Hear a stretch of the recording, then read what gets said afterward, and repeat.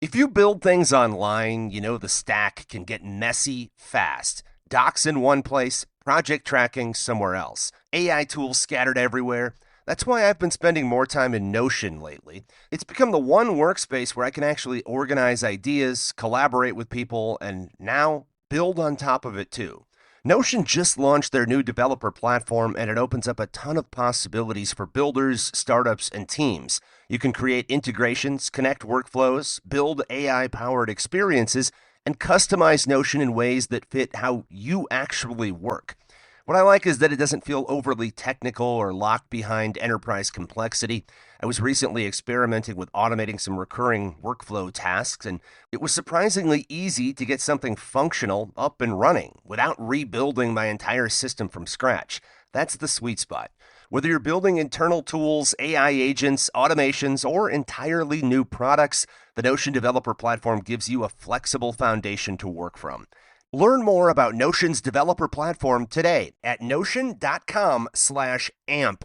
That's all lowercase letters, notion.com/amp, AMP, to try Notion's developer platform today. Notion.com/amp. Live Laugh Larceny discusses true petty crimes that may be disturbing to some. Or could be easy listening to all you psychopaths out there. All stories are based on actual events, but details may vary. Listener discretion is not advised.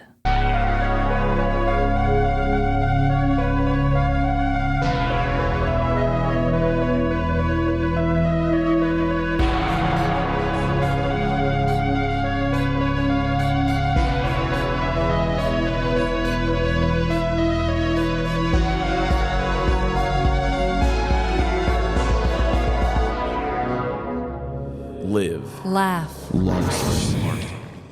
Welcome to Live Laugh Larceny, the show that soils reputations, garden beds, and pants.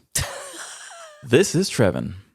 And I'm Amanda, and I am fully triggered by that intro, Trevin. I'm sorry to do that to you so soon. It's okay. It's okay. But Trevin, do you have a dreadful dilemma this week? I do have a dreadful dilemma that actually has to do a bit with soiling. Oh, Lord. Okay. I just recently did a pet dilemma, and I try to spread them out a little bit for the pet haters out there. Are there pet haters out there? I think there are. What? Wait, is this something you've just created in your own mind, or have you been attacked online? I don't know. I feel like somebody once complained to quit talking about animals or your animals, but I could be wrong. Okay, damn. But I do have to bring up Mabel and the fact that she is the most inconvenient shitter. Really? And I only want to bring that up because I want to know, do any of my other dog owners have the same problem? Because I will let her out in the yard forever. She'll run the yard, whatever, gets it out of her system, and then we go and take a really nice walk. And every damn time she drops trow and strangles a Snickers right there. Oh my God. On the grass of somebody who's hanging out in their lawn. Oh, yeah. It's like, oh, those people are home. Okay, I'll stop and shit right in front of them. Yeah. Or it's, oh, somebody's trying to like back into their driveway nicely. Let's shit right in front of their house.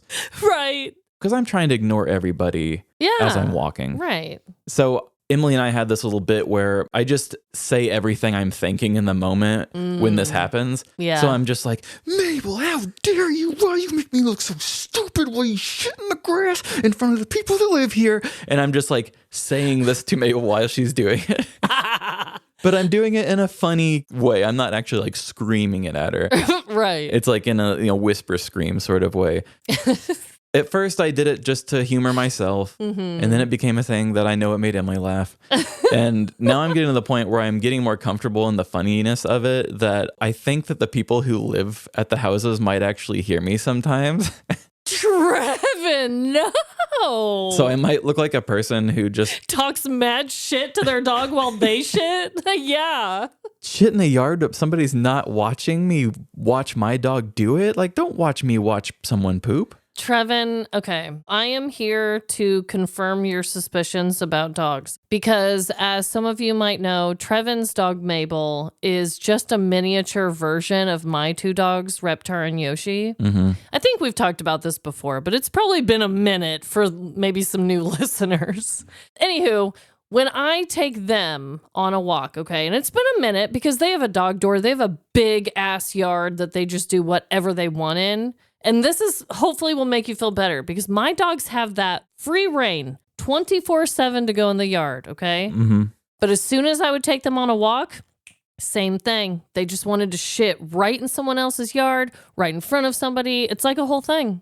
Yeah, the walking shits. Yeah, they're just like, ooh, that looks like a nice yard. And they just want to shit in it. Nothing you can do, really. No, I just got to keep carrying my stupid little pink claw that picks it up and carry it swinging. You have a claw thing? Yeah, it's a little scoop claw thing that you line it with a bag and then you pick it up and then you can tie it at the end and then you just squeeze the claw and drop it in the trash. Oh, what the hell? I need to get one of these. I've been doing it old school. Girl. Just grabbing it with my bare hands. I'm just kidding. Just Shove kidding. it in your pocket. I have a baggie, but no claw. Wow, Trevin. Well, that is dreadful. And that is a shame that only a dog walker will ever know. Yeah. Well, I also have a dreadful dilemma.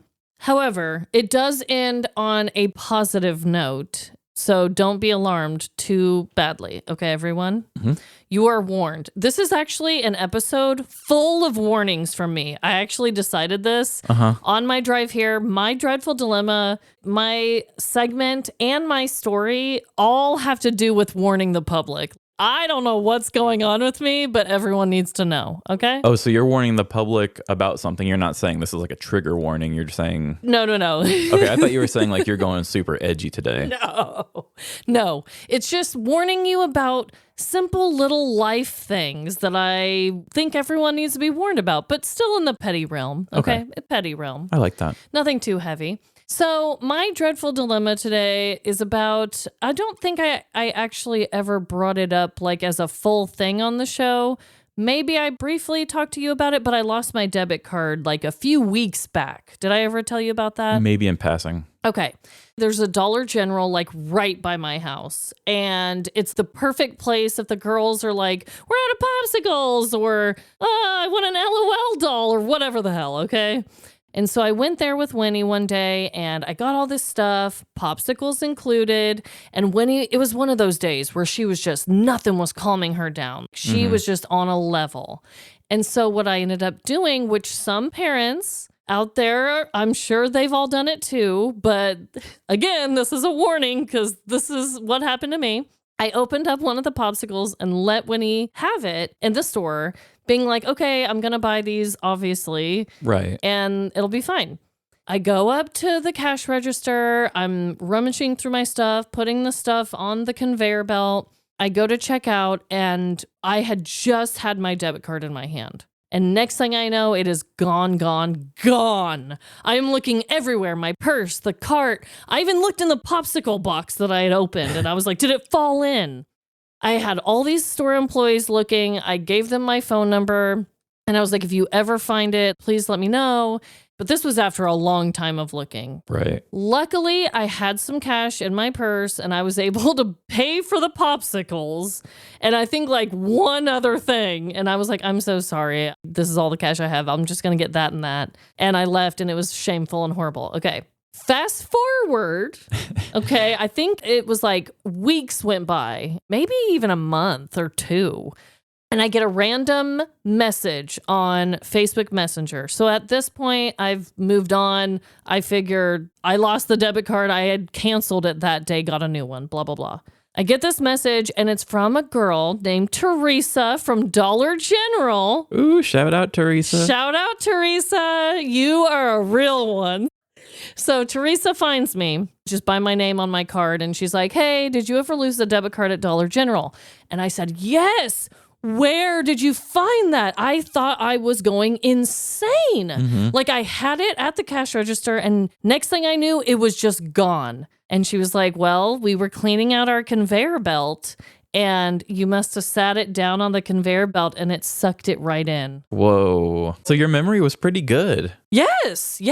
I thought, you dingling, like you probably left it on a shelf or something dumb, even though I was like, no, I remember having it at the cash register. I was going crazy. I was gaslighting myself, okay? Oh, I get it. No, I'm totally with you on that. I mean, it was dreadful. It did stress me out. As we all know, it sucks to have to change your debit card. That's the dreadful part. It really does. So don't leave your cards on the conveyor belts, people. It's a real thing. They can just suck them right in, apparently. Damn. So, Trevin, Yes. we are going to be doing a game of trivia this week. I wanna play again. Whoa, Trevin. We do not have the rights to say that.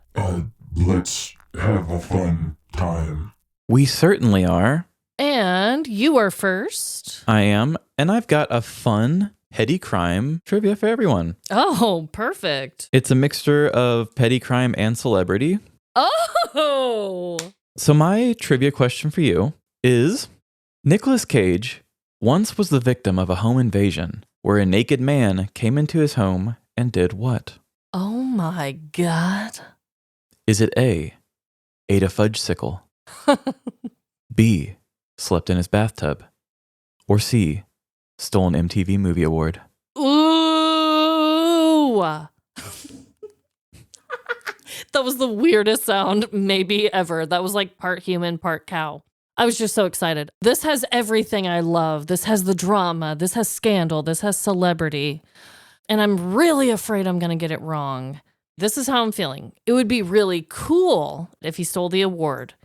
It would be the most logical, in my opinion, that he found someone sleeping in his bathtub. But for me, the one I love the most is I hope that he was eating a fudge sickle. So I'm going to go with, what was that? A, fudge sickle? Fudge sickle was A. Yeah, I'm going to go with A. And you are correct. I didn't think that was going to be it at all. I just wanted it to be it. So coming from Reuters.com, they have an article called Nicolas Cage Awoken by Naked Man with Fudge Sickle.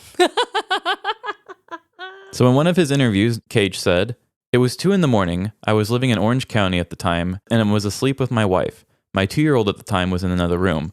I opened my eyes and there was a naked man wearing my leather jacket eating a fudge sickle in front of my bed. I know it sounds funny, but it was horrifying."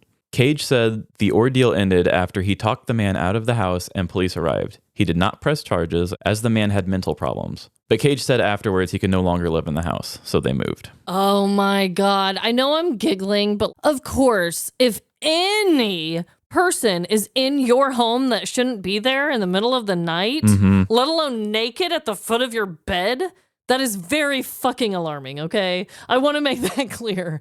The fudge sickle part and the leather jacket, however, are a little bit comedic. It's very funny details for sure. Yeah, bizarre. But gotta say, Nicolas Cage handled it with class, helped talk him out safely without, acting wild about it, and didn't press charges. I mean, if anyone has a good voice of reason, it's Nicolas Cage. I mean, could you imagine? If he could find and locate the stolen, what was it? The Declaration of Independence. I almost put that as one of the things that was stolen. I should have just said, and D. If he can do that and he can talk us through the movies, just imagine being talked down by Nicolas Cage. I'm here for it. I'd like him to just talk me to sleep. Okay, Trevin, let's see if you can also get the correct answer here, okay? All right.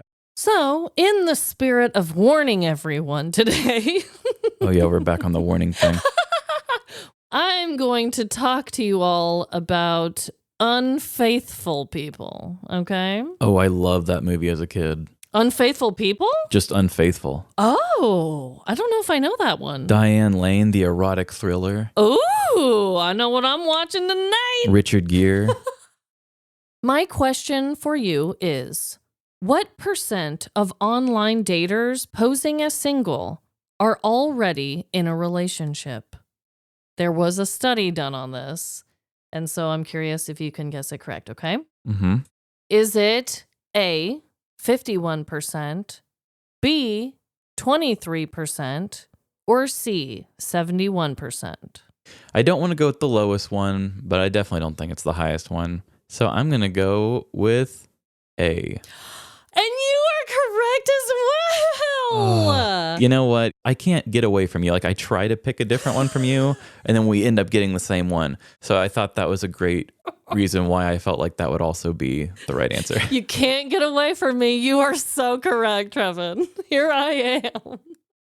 Okay, so to give you all a little bit more specific data here, this is taken from the Guardian website, and it was a dating advice column. It is true, 51% of online daters who pose as single are in a relationship. More specifically, 42% of those on Tinder already have a partner, 30% are married, and 12% are already in a relationship, which equals out to making 51% of them online daters who pose as single, blah, blah, blah. So in addition to pretending to be single, people will lie on their profiles to hide from their partners. They are either cheating or trying to determine if their partner is cheating. Oh. So there are some real issues with all of this. You dabbled with the online dating world. I really didn't have to do that, but 51% of these people are actually in relationships? Yeah, I totally believe a lot of that. What I always noticed was it seemed like people were on the fence on whether trying to leave one or stay. And so then you were kind of in to be like that dark horse option of like, do I go back or do I stay? And actually I had it happen with a girl once who was, I think she was on the fence about going official with a guy, but she was like, I'm not quite there yet. So then we started talking, and then she was like, nah, I'll go with the other guy, and then completely just ghosted me after that. So it's a lot. So people are treating it like it's better to find a new job if you already have a job, but they're taking that to relationships? Certainly. Damn, I hate that. I hate that. And on top of that, you say 51% are in a relationship. I bet about 30% are bots too. So, oh God. So what percent are we left with at the end of the day? Yeah, so you've got a low percent, and then if you're like me, you hate most people. So then what's the point? Hey, it somehow worked for you though. It did, and I did find Emily on a dating site. Yeah, damn. Well, everyone out there, just be warned and know that there are people that are lying out there on these apps. I think you're probably more surprised by it than most of our listeners. I know. I'm like the mother goose that's like, gather round, ducklings, just so you know. And they're like, we know, bitch. We've been out in the pond. We know. I'm going to give you a very basic moral story here. Oh, well, you know what else I'm going to tell you all about? The activities to do on a summer day? No, silly ads.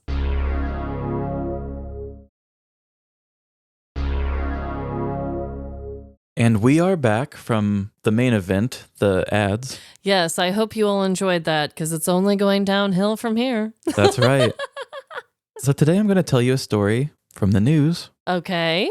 But it's going to be more on a moral level than on a criminal level. Ooh, so a crime against humanity type of situation, maybe? Somewhat like that. Okay. You know, maybe we get to play the judge, jury, and executioner here. Ooh, I love that. So get your facts straight, and let's go. The criminal justice system's favorite motto is innocent until proven guilty. If it were a person, they'd have it tattooed on their lower back. It's a catchy saying, and it's so well-intentioned that no one would use it and not actually follow it, right? Well, I think you all know where I'm going with this one. I live in a nation founded on saying one thing while doing the other. Of course, it's not always innocent until proven guilty. We all have heard those awful stories about innocent people going to jail for 10 years, or truly terrible people maintaining important positions. Courtrooms have become places for wealthy people to measure their power in a public setting. It's not about the truth. It's innocent until proven wealthy. But what if I completely stepped over that political spicy meatball and focused more on the court of public opinion? That changes things a bit, doesn't it? Whether it be the latest alleged celebrity scandal, the mysterious reasons behind a boss's abrupt termination, or thoughts about the new date your sibling brought to family dinner. Total bitch. People will make big decisions about others without any real rationale. Can we even trust any shared public opinion in this day and age? Probably not. So what happens when a normal person with hopes and dreams gets caught up in the drama of a bad public outlook? There's no courtroom to sit in, no judge to force everyone to respect the ruling. You can try to change opinions, but your voice will never overpower a very vocal society. I have an opinion. Today I want to present to you all the story of a human not much different from you and I, who found his hopes and dreams soiled by the tumultuous words of public opinion. So check the facts and think for yourself, because this story may be all you have to go off of when coming up with your own. Why must it be this way? How can the world be so cruel? I was a champion! I was a champion! Oh, hello there, audience. Sorry you just caught me writing the letter that will define my life. They say there comes a time in every man's life where at his lowest point, an audience will appear to hear his story. I believe it's just so there can be more first-person stories in the world, but who am I to complain? After what has happened to me, I'm just happy to have company again. I'm really glad you personified here in my apartment. This is the only place free of everyone else's opinions, where you can hear my story with an open mind.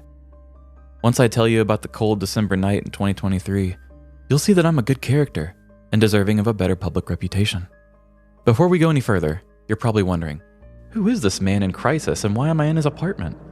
And to that I would say, hi, my name is Yan, nice to meet you. And you're probably here because I'm on the verge of a mental breakdown. You see, up until a couple weeks ago, I was known as Yan Shenlong, the Chinese chess champion, but the most prestigious title went away just as quickly as it came. Since the day I was born 48 years ago, my life revolved around Xianqi, or Chinese chess. As a baby, I chewed on teething versions of the game pieces, and I enrolled in my first Chinese chess camp at the age of 2. Mama swears I won my first endgame before I even spoke my first word. In middle school, I studied my chess books every single bus ride. And when my friends were out playing 7 Minutes in Heaven with the cheerleaders, I was in the city parks, playing chess against the old people. I absorbed all of their knowledge as I left each one of them defeated on the game board. By the time I was 21, I had forgotten how to tie my shoes due to all the tactics and strategies I'd learned. Yan the man, all the people in my town called me. No one stood a chance when I was in the battle position, except people on the national circuit. As I grew in confidence, I would jump into national circuit qualifiers, where the best of the best compete. You're going down! At first, I got my ass kicked. I was impatient, young, and inexperienced. People on the national circuits had techniques I had never seen before, and their discipline radiated off of them like a bad chemical peel. I didn't know any better. Each year I stepped into the circuit, only to be cut down by more skilled challengers. But the persistence paid off.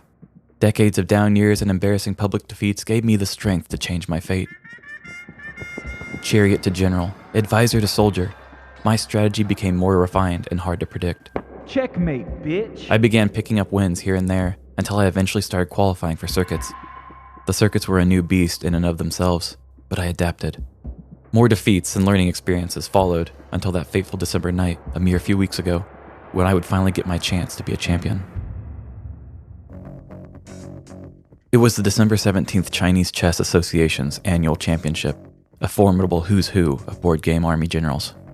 I had competed many times in the past, playing my role as fodder for previous champions, but this was my year to win it all. I had a storied rise up through the 2023 circuits, and I was considered a top contender for the prize. My limousine dropped me off at the red carpet, where chess fanatics wailed and took pictures of me. I waved to the general crowd, stopping to give a subtle wink to the Yan clan, my personal fan base of groupies. Oh my god, he looked at me! Even though I was wearing the association's official competition outfit of a red polo and khaki pants, there was something about the way it fit me that drove the ladies wild. Maybe it was the squats I had been doing, or maybe they had a thing for Jake from State Farm. Either way, my sex appeal was giving my skills a boost that night. The bright hotel spotlights left a glare on the wood finish of the chess pieces, making it impossible to forget my surroundings when looking at the board. Each time I would lift a game piece, murmurs from the crowd would begin, judging the moves they anticipate I would make. Hearing the crowd reflect my own inner self-talk made a game of wits much harder to compete in, but I knew that a boob flash from the Yan clan was just a win away. Looky over here, Yan! Checkmate after checkmate, win after win, I sent chess competitors packing. The spectators roared with approval as they witnessed my transcendence from a mortal to a god. "We love you!" everyone would yell over the sounds of another fallen foe's cries. After defeating over a dozen players, I had finally made it to the place I'd always wanted to be, the championship table. I, in the crowd, was exhausted. Winning and cheering for hours takes it out of a person, but we all knew that we would need to channel all of the focus we had for my last opponent, John the Chariot Eater Poe. The Chariot Eater was a force to be reckoned with. He had no friends, no family, and his fan base was just a bunch of people who liked to watch the world burn. There isn't even an intriguing bit of context I can give you that humanizes this guy. He's not even the main character in his own life story. John Poe is 100% heel. As I sat down at the championship table, I looked across at my burly villain. He salivated, slowly cracking his knuckles and breathing heavily. The match seemed like a blur. Most of my moves were just me moving my pieces around, running in fear from what he may do. I moved my elephants and horses away from even his weakest pieces, as if the power dynamics were different when handled by his dark energy. My many unorthodox moves piled up. I was panicking. The championship table was so prestigious, and I was happy to be there, but I didn't want it to end. In my mind, I was fighting a battle of good versus evil. The pressure was too much. I couldn't lose this match, and as luck would have it, I didn't. Somehow, around my moves of boneheaded flailing, I had taken the Chariot Eater's king. "Checkmate?" I meekly said, as everyone in the stands poured onto the auditorium floor. I was a champion. Everyone loved me. Bottles were popped and champagne suds filled the skies. The association handed me a little yellow trophy with certificate, and I even got to take a picture next to the Chinese Chess Association's president, Mr. R.J. Rump. I was on top of the world and everyone knew my name. It wasn't just the residents of my small town calling me Yan the Man. It was the entire nation of China. After the award ceremony, some very exciting chess friends and I went back to my hotel room to celebrate my crowning achievement. We ate greasy food, splurged on extra desserts, and drank a responsible amount of beers. Everyone left without a racket, and my dreams had finally come true. I was known as the Chinese chess champion for an entire week before the association stripped it away from me on a Christmas of all times. They released a statement to the press saying I violated public order and good morals, stripping me of my title, my $14,000 prize money, and saying I acted in very bad character. It was adding insult to injury on an ungodly level. Did I fly too close to the sun? Was the most coveted title of champion something that was never meant for me? Everyone still knew my name, but instead of adding the word champion to my name, they called me a disgrace. All anyone wanted to talk about was the fall from grace I endured, and not the years of work I put into my craft. And that's why I'm glad you manifested here, my audience. Outside of my front door is a cruel world of people just waiting to bring me down. But you don't know any better. I'm free to be the me that I used to be. Thanks to this very specific exchange, you know my side of the story, outside of the pesky public opinion that has me painted as a villain. I'm a human being, a champion, and this letter that I finished constructing right before you popped up will turn it all around. Once the Chinese Chess Association hears my side of the story, just as you did, they'll have no choice but to restore my title, my good name, and of course my prize money. I mean, you can easily see that I've been wrongfully accused. I'm an innocent man, and redemption will be mine. It's probably one of those bullies from the media, or a citizen thinking there's some kind of hero.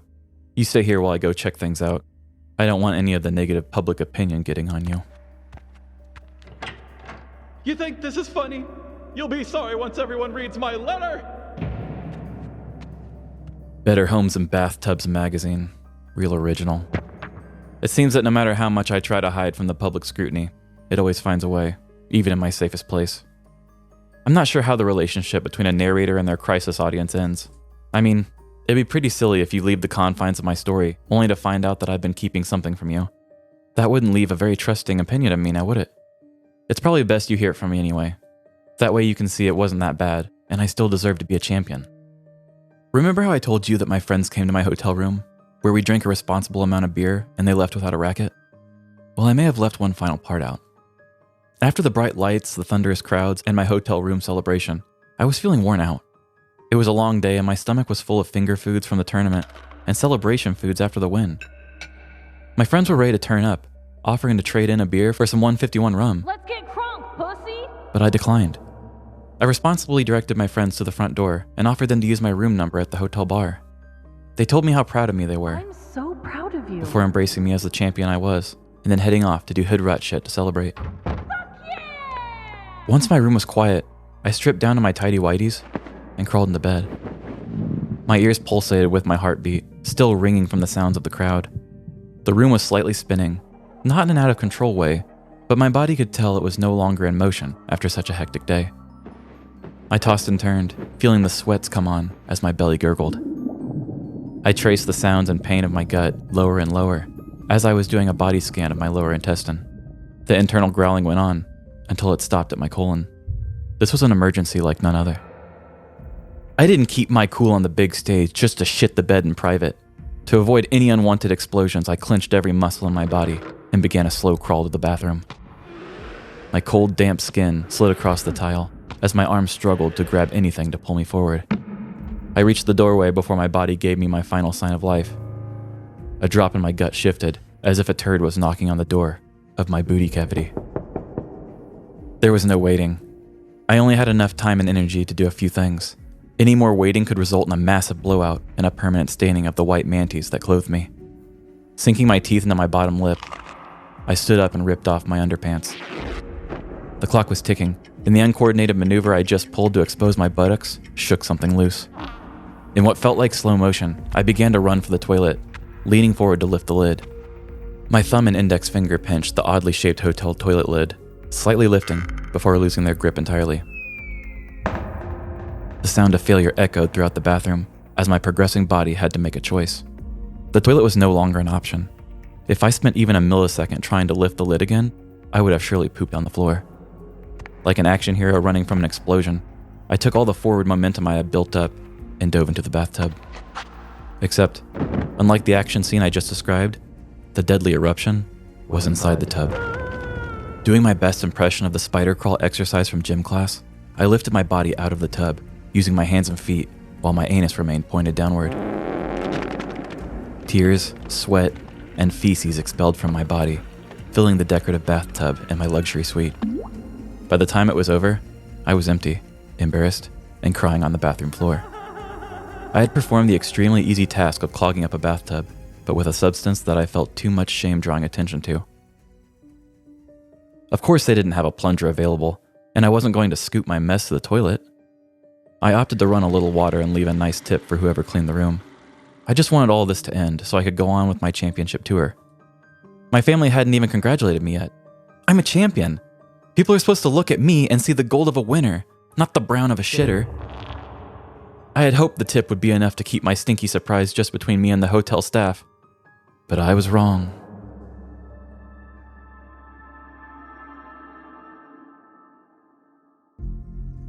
On December 17th of 2023, 48-year-old Yan Shenlong won the National Chinese Chess Championship before having his championship title stripped away for defecating in a hotel bathtub.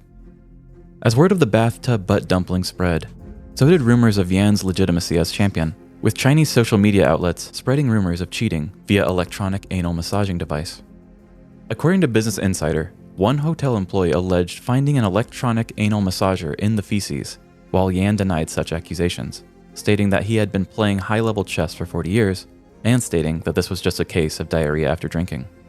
However, on December 25th, 1 week after the dumping occurred, the Chinese Xianqi Association had a formal announcement. Based on our most understanding of the situation, it is currently impossible to prove that Yan engaged in cheating via anal beads, as speculated on social media.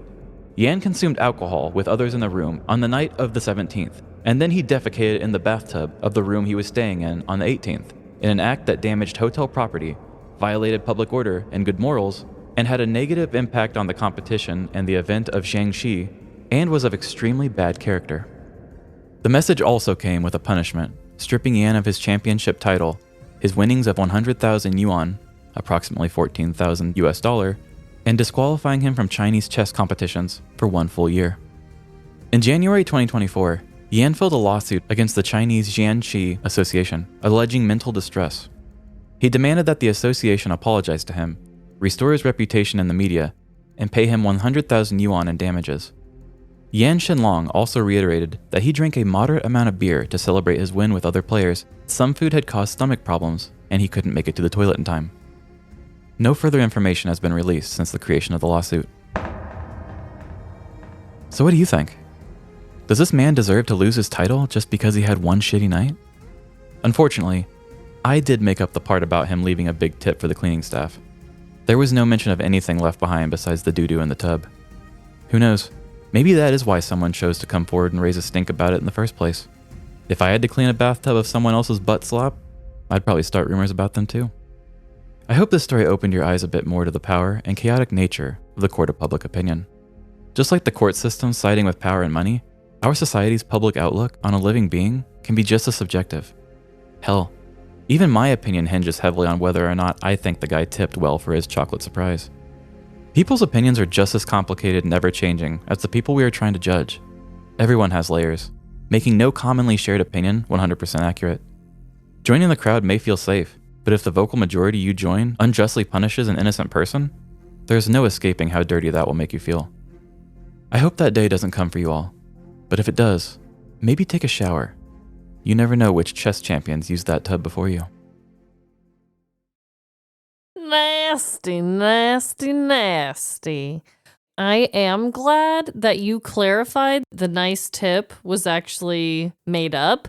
The worry of clogging up a friend's bathroom at a party. Like, I know it's awful, but, oh, God, I feel like he should have at least tipped or maybe just told one random cleaning person in the hall and been, like, apologetic in some way, right? I don't know. I know it's embarrassing, but... Yeah, if it were me and I was doing that heinous anus act, I would have left so much money. But I don't know if he did. And that does really, for me personally, makes a big difference on my opinion. Yeah. I get it. I understand having a big thing happen and then just like kind of freaking out because you don't want to lose it. Yes. But if you're going to inconvenience somebody, you got to find a way to say sorry or find a way to make it somewhat worth their while, just for good vibes' sake. Yes. If nothing else. Yes. That's kind of unsanitary, obviously, for somebody else to have to clean. Mm-hmm. But I also get that bodily functions happen. It's a big fear of mine. And now adding to the fear will be to defecate in a tub on accident. But yeah, I can also see he's a public figure. You can't just be leaving gigantic dumps and not doing a damn thing about it. Yeah. I don't know. I'm torn. There was a move that my friends always talked about called the waffle stomp. Oh. And that's just if you poop in the bathtub, you just stomp it down the drain. It would waffle your poop. Oh my God. So this is a tactic for anyone who accidentally finds themselves in a bathtub full of doo-doo. Yeah. I mean, I don't know if this guy tried it. He maybe didn't want to get his foot yucky. Well, I'm sorry. It would have been worth the risk. I will say this. Even though I'm on the fence with his actions and the response, I actually don't think that his winning should have been taken back because of that. What do you think? Exactly. That's what I thought too. The whole public opinion thing is, it seemed like a lot of people thought he should lose the championship for it. For my angle of the story, I stuck with the hardcore facts of he lost his championship and they stated it's because of pooping the tub. Yeah. Even though the whole cheating with the anus massager. Yeah, that's another level, which that could not be proven, right? That could not be proven. And they had only said it in one article that one person, when interviewed, said they saw it in the doo-doo. You'd think that would have came up as evidence and they would say, oh, we have it. But there was another one I even considered doing a story on where somebody did get busted cheating at chess because of that. Where they have those sex toys where like you could wear the device and then your partner could be at work and be like, I'm going to give her a little tingle at 3. Oh. So people could watch the chess match and like calculate what you could do and send you a little buzz in your butt. Then you'd be like, oh, a 2 buzzes means go left. Okay. Oh, okay. So this is something that actually was done. It's something that has happened before. Okay. Well, I did not even know that was a thing. I thought that was just pulled out of somebody's butt. No pun intended. Just joking. There was definitely pun intended. But I didn't know that was the thing that does factor into the decision, I'm sure. They're like, yeah, if one person found that, then it could have been used to cheat. Yeah, but all they said was one person said it was in there, but nobody ever said that it came out where people could see it. It has happened before. I thought about doing a story on it once, but then this poopy story seem more fun. And I like the angle of the court of public opinion, you know? Yeah. I know a lot of times when people want to talk about that, they want to talk about people who are like very much bad people. Yeah. And some people who are bad people want to get mad because they're getting caught for it. But there are some people that kind of get a bad reputation based off of just something that people didn't like. Exactly. I can't think of a good one that's not extremely problematic off the top of my head. Yeah. But you get it. I mean, I said in the story, you have a sibling bring a date over to a thing, and then mom can say, she's not good enough for my boy. And that can just set off a little bit of a reaction that kind of makes everybody not like that person. Totally. It just sucks that people can kind of go with the flow like that, and we can kind of form good person, bad person opinions on people on something so silly like that. Like you said too, so many people, so many public figures have done way worse. Way worse. But then again, this didn't take place here, so maybe that's a little different as well. Maybe if something like this were to happen in the small town I grew up in, and they had like a bingo championship or something, and they paid, let's say, $500 to the winner, if they went and shit in one of the town's hotel rooms, or, you know, kind of ruin their name in the public eye there, I could see them being like, we're not calling them the champion anymore, you know, because it's just a small town. I guess. I don't know. I guess it just depends on the community. And I don't know how big it is. In my story, I made it sound huge. But if the community is not that big and well ran, they might just kind of fold to the public pressure easier than like, let's say the NFL, how they can stand tall with anything they say. Yeah. That's true. It's sad because it just is proof that sometimes the most ridiculous act can really rub people the wrong way, like more than actual crimes. Yeah, I will say that it being Chinese as opposed to being here, I do think that they probably have a bit more of a sense of decency and honor than us Americans do. Yeah. We would just make a meme of it, and then we probably wouldn't strip the person of their thing, I wouldn't think. Maybe that's why I feel that way. I don't know. Just because that's where we're raised, and I don't know. But it seems very serious for such an accidental. And I say this too. It was nasty, but it was probably an accident. Come on. Nobody means to do that, right? I've never heard of that as a prank. Dude watches someone go shit in his bathtub. Right. In a hotel, nonetheless. Not even a friend. Come on. Ready to experience something new? All Trails helps you find your next hike. Whether you're looking for something nearby or planning a trip, read reviews from real people like you to choose your trail and know what to expect. You can also download the map in case service gets spotty.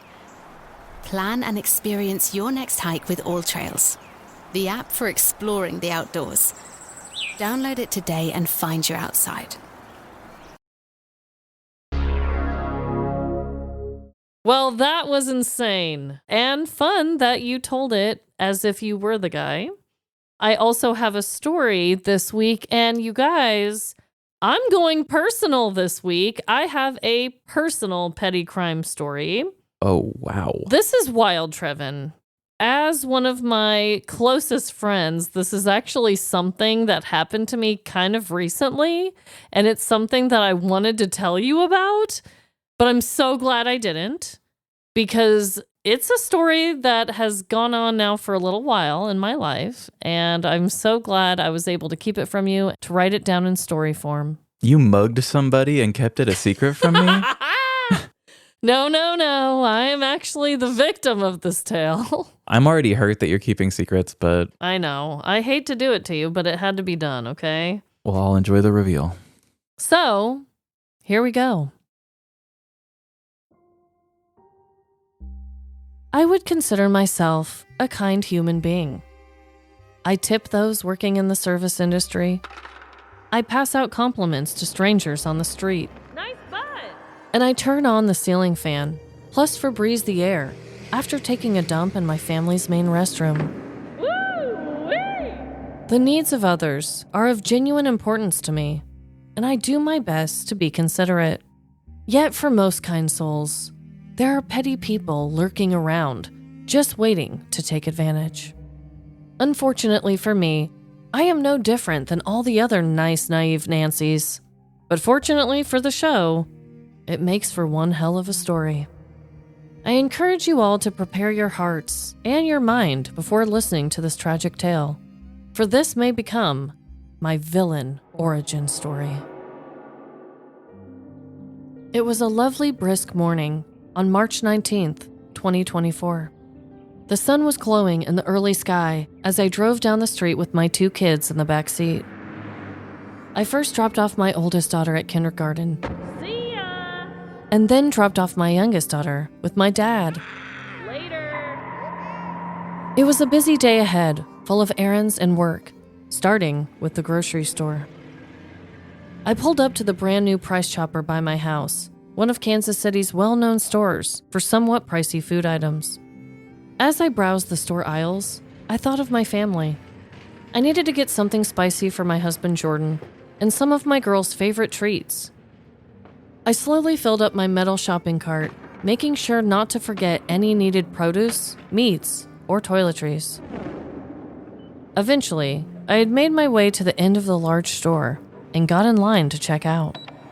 After all my items were scanned, I complimented the cashier. You can scan me any day. Then I wheeled my cart out into the half-full parking lot. After I loaded all my groceries into the trunk of my vehicle, I noticed someone approaching me cautiously. I saw the person's pants first because they were wearing bright red pajama pants that looked like they had been worn for years. Glancing up at the pajamaed stranger, I saw they were wearing a denim jacket in the cool weather. The person appeared to be a woman who was in clear distress from her facial expressions. Stepping close to me, I could see her face more clearly. She had rounded, almost baby-looking cheeks. Her brunette hair was pulled back into a ponytail, and she had a few pesky dark hairs sprouting from her chin. She looked at me with slightly sunken eyes and said, "Hello, miss?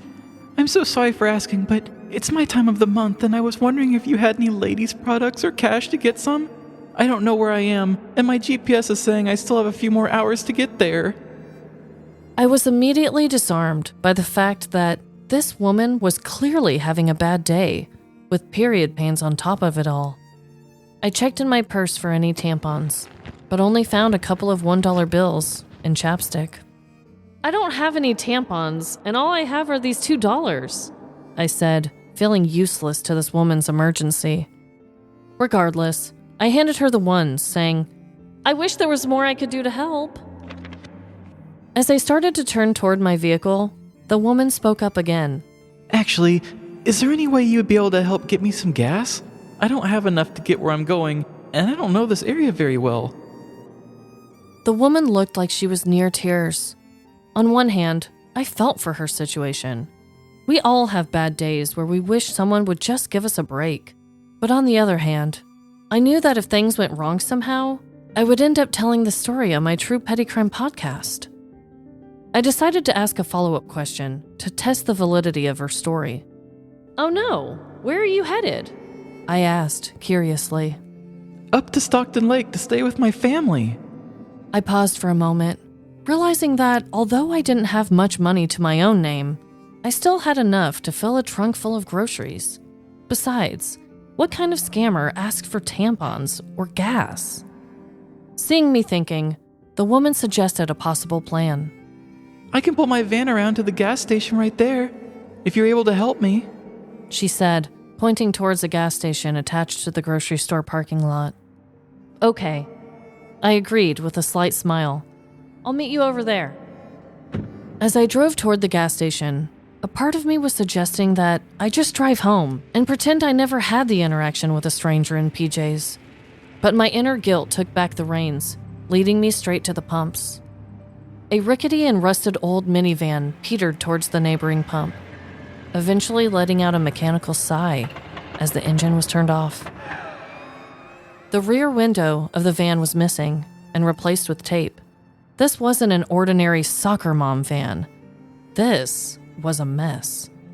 The familiar woman exited the driver's side door of the van and met me at the pump. "I apologize. This old van is nothing to look at. It was inherited from my grandfather," the woman clarified. "Thank you so much for helping me. I asked the manager here at the gas station for help earlier, but she turned me away." I truly felt for the woman. imagining her asking multiple people for help before running into me. "It's no problem," I reassured her. "We all have tough times, and I would only hope that someone else would do the same for me." With groceries still in the trunk and feeling a bit awkward, we said our goodbyes as the woman finished filling up her tank. I made sure I had collected my card from the gas pump and got back into my vehicle. Starting up my engine, I experienced conflicting emotions. Had I truly helped someone in need? Or was this somehow a big scam I wasn't aware of? Confused, I called my husband Jordan to get his take on it all. After explaining the whole interaction, I waited for his response. Girl, He said. you got played. I was a bit shocked at his certainty of the situation, and a bit defensive back, stating, It's not like she took all my money. I just filled up her tank. but Jordan's opinion stood firm as we ended the call. I, on the other hand, chose to picture the woman reuniting with her family at the lake. Maybe she could finally change out of her tattered PJ pants and find peace and happiness. Thank you, Amanda. 15 days had passed, making it April 3rd, 2024. I had all but forgotten about my exchange with the stranger at the store, and life continued on. My family had devoured all the food out of the pantry and refrigerator, even making a dent in our frozen items. It was time for another grocery store visit. This day, I took my 2-year-old daughter with me to Price Chopper after dropping off my oldest at school. Peace out, kiddo. My little one giggled along as she rode in the grocery cart, laughing at store balloons and toilet paper displays. In between laughs, we filled the cart with items and checked out without any major meltdowns. Wheeling out to the parking lot, I found my vehicle and immediately put my daughter in her car seat. After she was secured with a toy, I shut her car door and pushed my cart towards the trunk. Just as I opened my trunk door, I saw a pair of feet shuffling towards me. Above those feet were red, tattered pajama bottoms. Excuse me, miss? The same woman from weeks earlier reintroduced herself to me. She appeared to look stressed and upset as she began to tell an eerily similar sob story involving cramps and chaos. Her voice was muffled in my mind as I thought to myself, No fucking way. "I've helped you before," I stated out loud, interrupting the woman and her lies. She appeared caught off guard by my comment and didn't seem to recognize me like I did her. I haven't been here very long. There's no way you've helped me. She tried to rationalize with me. I filled up your van with gas. I said bluntly, anger starting to build up inside me. How dare this woman try to convince me I'd never seen her or helped her before? The woman had apparently picked up on my rising irritation and began walking away from me quickly. I finished loading up my groceries and got back into my vehicle. Just as I buckled my seat, I saw the drifter a couple rows ahead of me. Only this time, she was approaching a much older woman that was putting her grocery cart away. Whether or not the old woman ignored the pajamaed stranger or simply didn't hear her, the woman passed right by her. Standing there rejected, the woman in the red PJ pants and I made eye contact through my windshield. I glared at her as if to say, You better leave that innocent old woman alone. The nonverbal message seemed to go through as she finally broke eye contact with me and disappeared into the rows of cars. Exactly 1 week had passed, making it April 10th, 2024. The weather had warmed up, and my kitchen shelves grew bare over the past 7 days. My family was starting to turn hangry, so I figured it was time for another grocery run. However, to save some money, I decided to shop at our close-by Aldi store this time. It was another morning routine of dropping my oldest off at school Make good choices. and then starting my errands with my youngest daughter while we were already out. Arriving at the smaller store, I wrangled with my reusable grocery bags and collected a quarter in order to use the store's shopping cart. Then I grabbed my kiddo and entered the store. Inside, we gathered fruits, veggies, and snacks as my toddler waved at every other shopper. Well, hello there, little lady. We checked out and packed up our grocery bags, then made our way back out to the parking lot. Again, I placed my daughter inside her car seat before loading up the back of my trunk. I had just finished packing up my items into the back of my vehicle when I noticed someone shuffling towards me. Only this time, above the feet weren't tattered red PJ pants, but black basketball shorts. And instead of a thick denim jacket, this individual wore a dark hoodie. Regardless, when my eye line made its way up to the person's head, I recognized the face instantly. Standing in front of me was the formerly pajamaed woman, wearing a new outfit, yet sporting the same distraught face. Unable to contain my body language or facial expressions, I placed my hands on my hips and stared at the woman. I stood there, impatiently waiting for the latest explanation from the all-too familiar fraudster. It was unclear if the woman recognized me or was caught off guard by my not-so-friendly appearance, but either way, her or her story had changed into a bizarre and on-the-spot question. Do you know if they've cleaned the bathroom in there?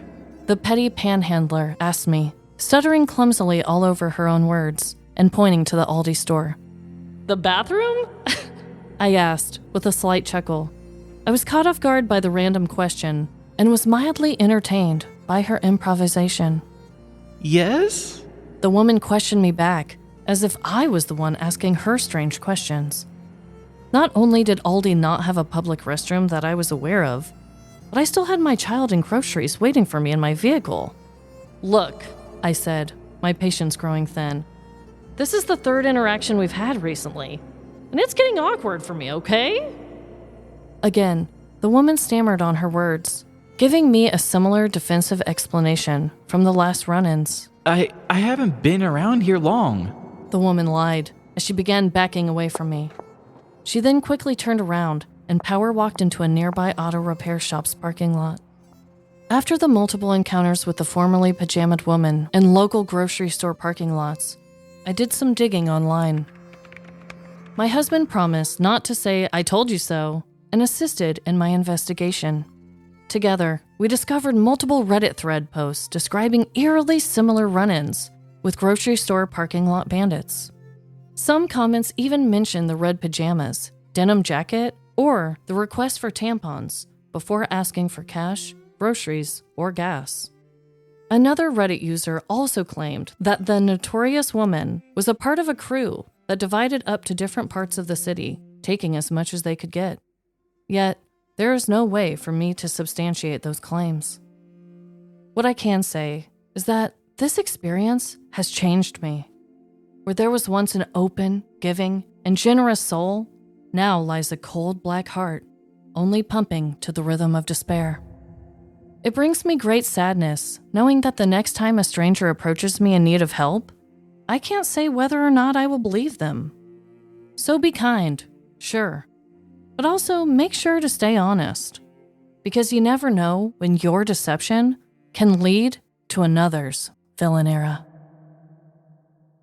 That is such a funny interaction. It sounds like a bit that would be in like a family comedy. It would be like a Christmas movie where you have like family in town and you're getting ready for them, and every time you run to the grocery store, you see the same fraudster. Yeah. Tell me, Trevin, because I've gone back and forth. Obviously, I'm way too personally involved in this matter. Mm-hmm. And being face to face with her is different than just describing it where you guys already kind of know that she's not genuine. Mm-hmm. But do I at all feel bad for this person or not? It's hard to, because obviously, they're still doing their thing and you don't really know. I don't know. It's tricky. It's tricky because clearly she is not in the best situation. She's, wearing the same PJs all over the damn city and has this like really rundown van that she might be living in for all I know. And that would be really sad. And I do feel for her. But also, you keep lying. And I don't know if I just have a gullible looking face or if she is just out there this often in the same exact places and just at the same time. Yeah, it's really tricky because you hear the stories about those people who, at least they're very popular around here, where people say, oh, I saw a person asking for change at the stoplight and then they went and jumped in a Mercedes and left. Or, Yeah. I don't fully believe every single one of those that I hear, because those are horror stories that are told a lot in the Midwest, because that's what Midwestern people are afraid of, is losing their money to other people that scam them. Yeah. But it's tricky, but it's also that you have like that personal side of it where it's just like, couldn't you have at least remembered me? Like, right? at least she could have been like, oh, I won't try it with you because this was a kind person. Or at least say like, oh, hello again, and made a better sequel to her story. Dude, I know. Did she remember me? Did she not? I mean, I don't know. I feel like if you're going to be doing the same exact bit in the same exact area, you have to remember who you've done the bit to already. Yeah, I was really hoping that the third time she'd just been like, oh, shit. I don't even know what to say here, buddy. Like, you got me. And there's really no additional explanation because I literally, to the best of my abilities, I wrote it out exactly how I remembered each interaction being. So she really did just ask me this random question about, did they clean the bathroom in there, and pointed at Aldi. And I was just like, You did a good job of handling the repetition of it because sometimes telling a story where the same thing keeps happening is very difficult. Yes. But it really is the bit because if you build the suspense of the story enough, you really gave me the same sense of like, here we go again, and I'm annoyed at this point, which is good. Like I said, I was so torn the whole time. Are some people probably going to comment and be like, you dumb, like you shouldn't have given her money? Sure. Okay. I'm sure people will be like, I would have never done that. That's fine and dandy. And clearly I was getting lied to about exactly where she was going. But ultimately, I don't want to be just a cold villain that thinks that everyone who asks for something is lying, you know? Yeah, you don't want to be that closed off. And really, did you say how much you put in? I mean, I filled up her van. It was $50. Oh, hell. Well, either way, it's not like they're going to siphon off that gas and resell it or something. I mean, you pretty much just helped them be able to get places. So yeah, I know. To get to a different store to then ask me for more money. Yeah, I mean, it would have been really nice if you could have somehow got on a list that was like, look, I already gave you money once. It's the rules. You can't ask me again. I paid my dues. I know. So like I said, I found some Reddit threads. I think it was like awkward encounters at Price Chopper or something was like the thing of the Reddit. Like that was what it was called. It was something like that.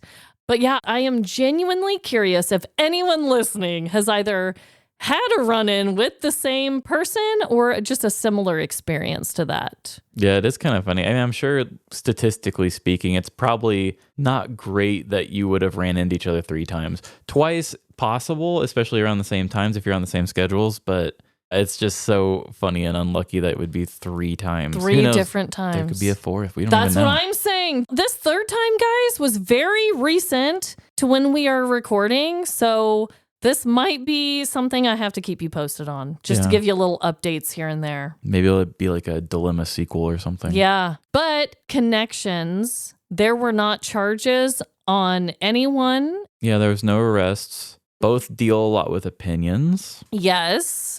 Untrustworthy people. We both talked about that a lot, about like you don't know who you can really trust. Yes. That was like kind of like the build up to your story.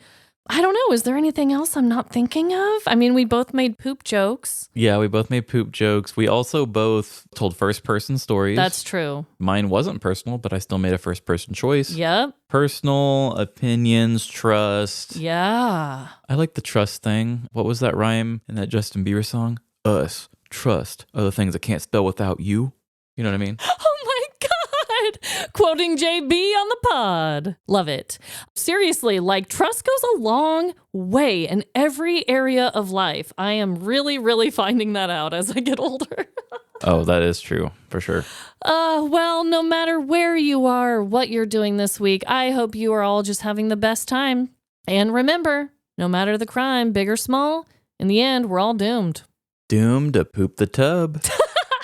Bye. See ya. Make sure you keep those debit cards off the conveyor belts and keep listening to our show. If you use social media to get other public opinions from things, why don't you give us a follow on there too? You can find us on TikTok, Instagram, Facebook, or Threads. Live, Laugh, Larceny. And have you ever been scammed in a grocery store parking lot? If so, send us your petty crime stories. LiveLaughLarceny@gmail.com. And make us the champions of online reviews. Give us 5 stars wherever you review podcasts, Apple, Spotify, or Good Pods.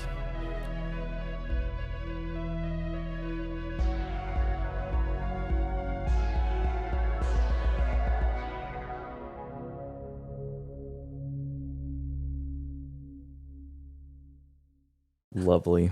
Crisp as a daisy. Did you say that once before? I don't think so. Is crisp as a daisy a real saying? I'm Googling it right now. I mean, it might be. I just don't know it. Let's see. Is this not an actual phrase? I was going to say that doesn't sound real to me, but if it's a real saying, I'll take it. What? I thought that was is that just some weird thing that I say? Hey, trendsetter. Crisp as a daisy. I thought that was just something that everyone said. Wow. My mind is blown. I'm sorry to do that to you right before we start. Okay, it's fine. I'll collect myself. No problem, Trevin. My whole world has just changed.